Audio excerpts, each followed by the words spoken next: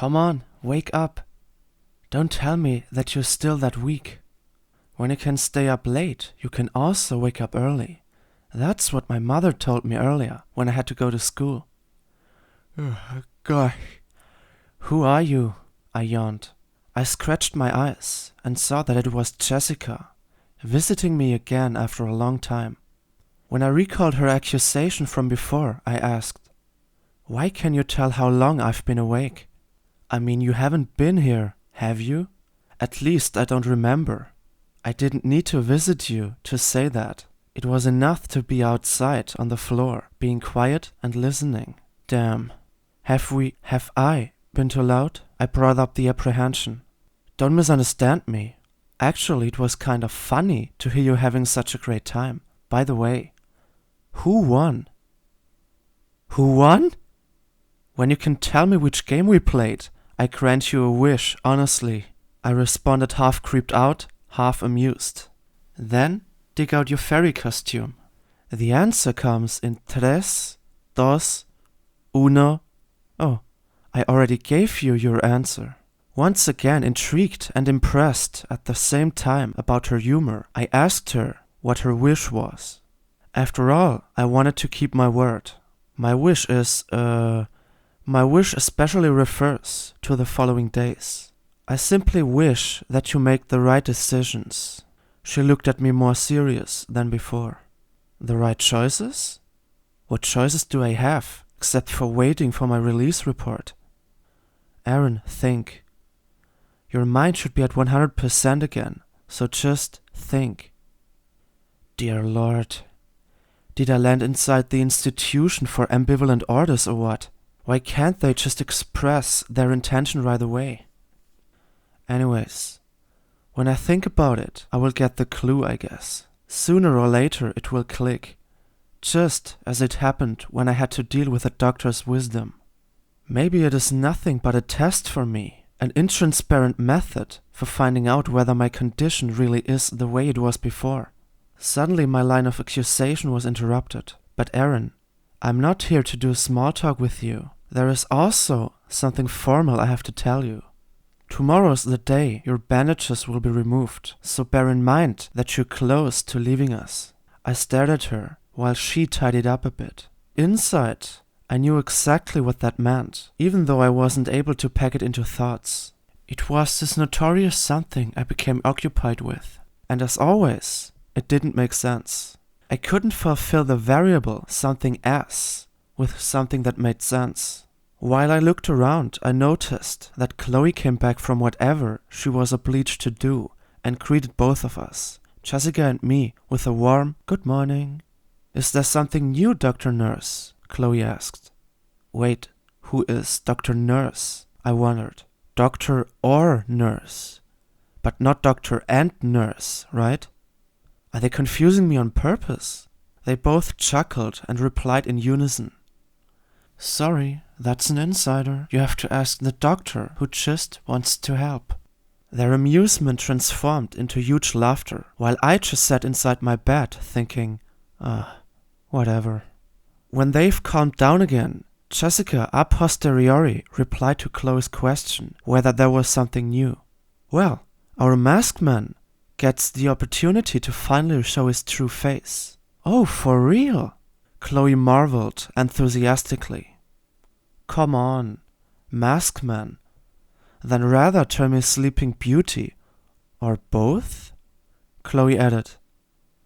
Maybe? When that conversation eventually found its agreement, Jessica decided to leave gradually. So with a "see you later, alligator," she blinked at both of us and disappeared afterwards. When Chloe and I were alone again, she expressed her excitement of seeing me naturally once again. Finally I got the chance to see her face uncovered. I smiled at her nervously while dealing with 1,000 fears. The most urgent one probably was about whether she would find me pretty or ugly. Of course, I didn't want to disappoint her with my exterior, so I asked carefully, what if I'm not that pretty? Honestly, I didn't know what I would arouse with that question, or what I wanted to arouse. But corresponding to that intransparency, she gave me her point of view. A medal usually has two sides. Afterwards, she only blinked at me and laid her head onto the pillow to relax. I kind of surrendered due to all those mind-twisting sagacities and just dealt with spreading the message via WhatsApp that my face would be uncovered from those bandages soon. Except for that, I just continued by surfing on the internet for a bit, while Chloe fell asleep and regenerated. At about 6 p.m. we received our dinner as usual, and from then on we just passed the time with playing Uno. Yes, it still hadn't outworn its purpose, so we both couldn't eat fast enough to finally be able to play again. This time, it was quite similar to the day before. Beginning at 7 p.m, we just let the time do its thing until 1 a.m. We played, we talked, we got even closer. Even regarding the bond between us, we made progress.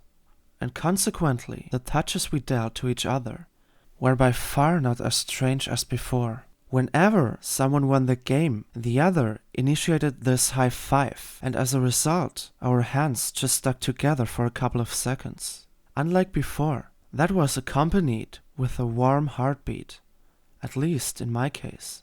As strange as it may sound, instead of wondering if it was right or wrong doing that, like I did on the previous evening, I just enjoyed that lovely company hand in hand. But she appeared to do the same, so that those sequences of almost romantic handholding just transpired more often throughout the evening. We even said goodnight to one another by using this act. When I eventually was laying inside my bed with my eyes shut down, I somehow avoided to think about what could, would, or should. My mind was solely present in that moment and disregarded all those opportunities to think about the future, about us, about anything else. In short, I only considered what is, and that felt amazing, at least until I woke up subsequently. Then my first thought was far away from the harmony last night. I was burdened with the apprehension to receive my release report right away. So when they removed my bandage, they also gave me the information about the date I would have to leave. Exactly that was my fear, greeting me with a rather harsh awakening. But at least I had the time to recalibrate myself before someone came in and found me off the track. That was the case half an hour later, when a nurse came inside I hadn't seen before. Since I only presented my extroversion towards Jessica, Dr. Bush and Chloe, in short, the people I knew, I remained silent for the moment and just greeted her normally, like I would have done towards a stranger. Further, I just observed her, coming closer and eventually placing a little bucket next to me. Then she finally said what was about to happen. I haven't thought it would happen that early, but against all odds, she prepared herself to uncover my face. She used a little piece of cloth and plunged it into the liquid filling the bucket. As she commanded quietly, it was a solution to primarily remove the glue, which was used to stick several bandages together. When she rubbed the bit over my face, she concluded that it was time to finally make me entirely visible again. I just sat on my bed and nodded, since the rubbing from before aroused the pain again. The fact that this bandage seemed to have grown together with my skin made it only difficult, primarily for me to stay there and let her grab those rags. I kind of wished to encounter Jessica, since I lay trust in her to complete it softer than this nurse, who appeared to be new in this area. She just kept on tearing, while I bit onto my teeth, preventing me from showing any pain. I felt like a dog, which is roughly guided on the leash, only that the collar was a sticky bandage. But however, I managed it to endure this process of torture and thanked the nurse rather sarcastically when she picked up her bucket and left the room. Out of curiosity, I took my phone and activated the camera to make my own appearance visible to myself. As I feared, I looked exactly like Rudolph the Red-Nosed Reindeer, but unlike him, my entire face was glowing in that deep red tone. Right when I drew that conclusion, I got unnerved due to the fact as to what they were going to think about me. Especially Jessica would drop a phrase. I don't think she has bad intentions, but I know myself, and also that I think about it too much. Even though the opinion of Jessica represented the lesser of the two evils. After all, Chloe's view on that was far more important to me, especially what she thought about my appearance in general. Out of nervousness, I desperately tried to affect my skin tone by rubbing and scratching, even though I knew exactly what happened most likely when I did that. After my first attempt was in vain, I tried to draw an advantage out of the cooling effect of water by moistening my skin with the cold water from the bathroom. For the moment it seemed to work out, but when I looked closer, I only concluded that I transformed a normal tomato into a shining tomato. And in terms of that, I preferred the former.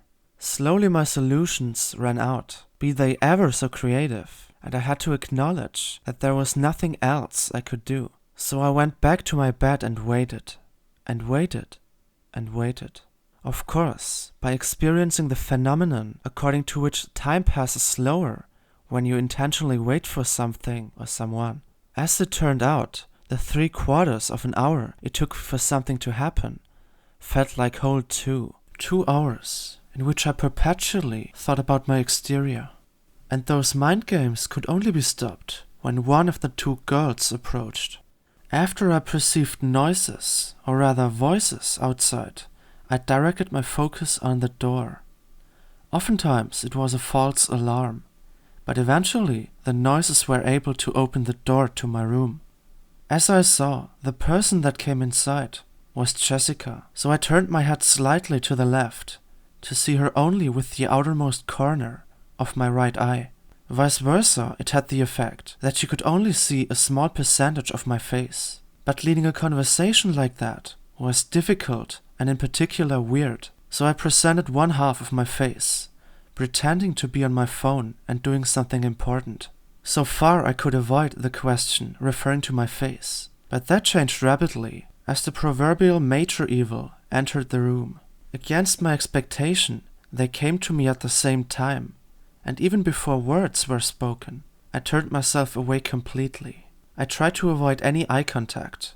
My biggest desire in that situation was to gain the ability to make myself invisible. Sadly, I couldn't maintain my position anymore when both of them agreed on inquiring about my face.